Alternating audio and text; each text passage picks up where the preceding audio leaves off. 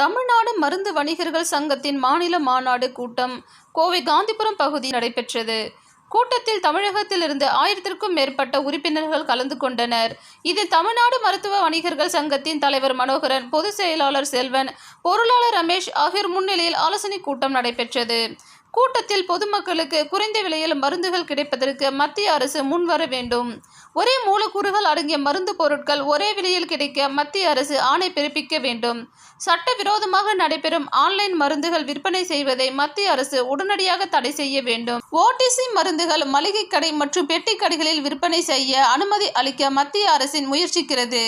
இதனை கண்டித்தும் 3000 பொதுமக்கள் அடங்கிய பகுதிகளில் ஒரு மருந்து கடைக்கு மேல் உரிமம் வழங்குவதை தற்காலிகமாக நிறுத்தி வைக்க மாநில அரசை கேட்டுக்கொள்கிறோம் போன்ற பல்வேறு தீர்மானங்கள் கூட்டத்தில் நிறைவேற்றப்பட்டது. மேலும் கோரிக்கைகளை நிறைவேற்றப்படாவிட்டால் அகில இந்திய மருத்துவ வணிகர்கள் சங்கத்தின் துணையுடன் கடை அடைப்பு போராட்டம் நடத்தப்படும் என்றும் தெரிவித்தனர்.